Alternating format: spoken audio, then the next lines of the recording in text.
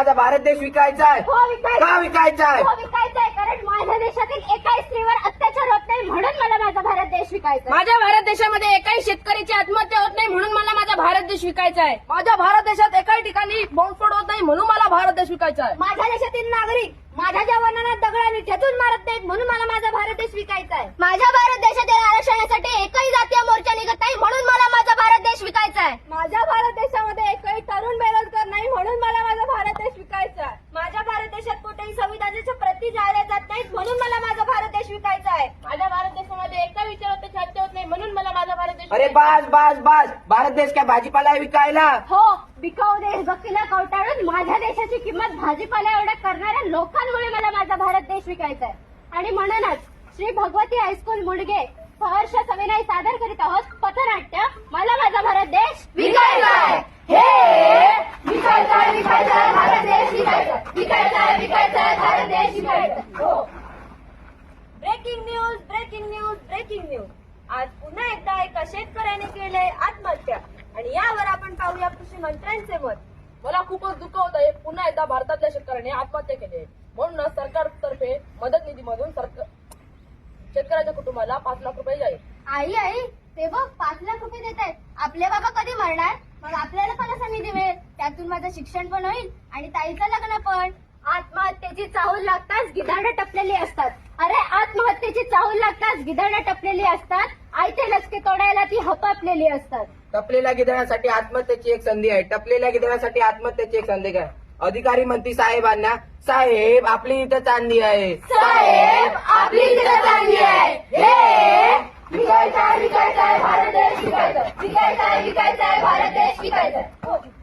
ऐका हो ऐका, आजपासून नक्षलवादी भरती चालू झाली आहे. हो मला नक्षलवादी व्हायचंय, मला नक्षलवादी व्हायचंय. अरे का तुम्हाला नक्षलवादी व्हायचंय? अरे भर दिवसा आपल्या आया बहिणांची अब्रू लुटली जाते आणि आपल्याला ते शांतपणे बघत बसावं लागतं म्हणून मला नक्षलवादी बनायचंय. शिक्षण पूर्ण करून पण बेरोजगार आहोत. नोकरीची शाश्वती नाही. गावातून आजारी माणसाला दवाखान्यात नेईपर्यंत तो जगेल की मरेल ह्याची शाश्वती नाही.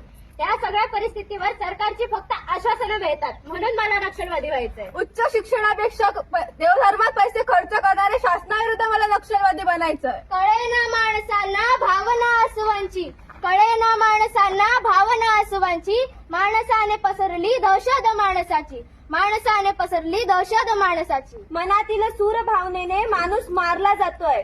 मनातील सूर भावनेने माणूस मारला जातोय. नक्षलवाद्यांच्या हल्ल्यात आपला माणूस हरवला जातोय. नक्षलवाद्यांच्या हल्ल्यात आपला माणूस हरवला जातोय. सत्तेसाठी हापापलेल्या लांडग्यांमुळे आणि या विषयाला बळी पडलेल्या तरुणांमुळे मला माझा भारत देश विकायचा आहे. हे विकायचा आहे, विकायचा आहे, भारत देश विकायचा आहे. विकायचा आहे, विकायचा आहे, भारत देश विकायचा आहे. हो. मंत्री साहेब, या आरक्षणानंतर आपलं सरकारच अवघड करून ठेवलं. ते म्हणतायत एकतर आम्हाला आरक्षण द्या नाहीतर ते सगळ्यांकडून आरक्षण काढून टाका. मी तर म्हणतो आरक्षण बंद करा. पण असं करून चालणार आहे का? मुंबईमध्ये झालेल्या हल्ल्यामुळे जेवढं नुकसान झालंय ना तेवढं तर नुकसान या मोर्चाने केलंय.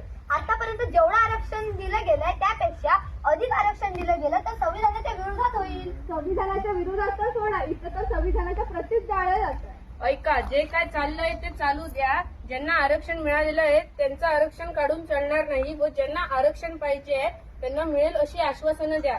निवडणुका तोंडावर आलेल्या आहेत. पोलीस प्रशासनाच्या मदतीने परिस्थिती हाताळण्याचा प्रयत्न करावा. कोणाच्याही विरोधात जाऊ नका. अरे आरक्षणाचे इंजेक्शन जिकडे तिकडे कालवा आहे. अरे आरक्षणाचे इंजेक्शन जिकडे तिकडे कालवा आहे. आरक्षणाची हमी म्हणजे हाती गाजराचा हलवा आहे. आरक्षणाची हमी म्हणजे हाती गाजराचा हलवा आहे. सरकारची आश्वासनं ठरलेलीच असतात. अरे सरकारची आश्वासनं ठरलेलीच असतात. हातची उत्तरं सुटली की हाती पुन्हा प्रश्नच उरतात. हातची उत्तरं सुटली की हाती पुन्हा प्रश्नच उरतात. हे विकायचा आहे, विकायचा आहे, भारत देश विकायचा आहे. विकायचा आहे, विकायचा आहे, भारत देश विकायचा आहे. हो. मला माझा देश विकायचा आहे. मला मला माझा देश अरे बस बस बस, आता मीच काढते माझा भारत देश विकायला. भारत देश 1 लाख 1, 5 लाख 5 लाख 1, 5 लाख 2. हे थांब थांब, मला थांबवणारे तुम्ही कोण? अरे एवढ्यासाठी आम्ही 16 वर्षी स्वराज्याची निर्मिती केली. जोपर्यंत बळीराजाचं राज्य येणार नाही तोपर्यंत स्वराज्यातील शेतकऱ्यांना वाली मिळणार नाही. होय महाराज, तुमचा आदर्श डोळ्यांसमोर घेऊन वेळेप्रसंगी दगडगोटे आणि शेणाचे गोळे झेलून आम्ही स्त्री शिक्षणाला चालना दिली.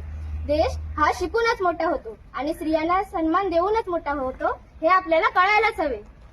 अरे भारत देशा प्रजासत्ताक राहावा म्हणून देशातील जगातील सर्वात मोठे संविधान 2 वर्ष 11 महिने आणि 18 दिवसात लिहिले गेले. हे संविधान कोणत्याही जाती धर्मासाठी नसून सर्व भारत देशासाठी समान आहे.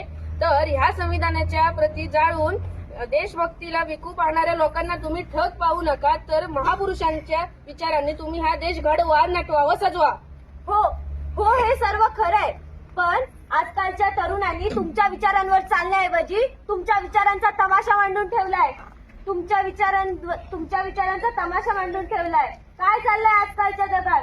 या सगळ्या प्रश्नाचं उत्तर आहे का तुमच्या जवळ? नाही ना. मग म्हणूनच मला माझा भारत देश विकायचा आहे.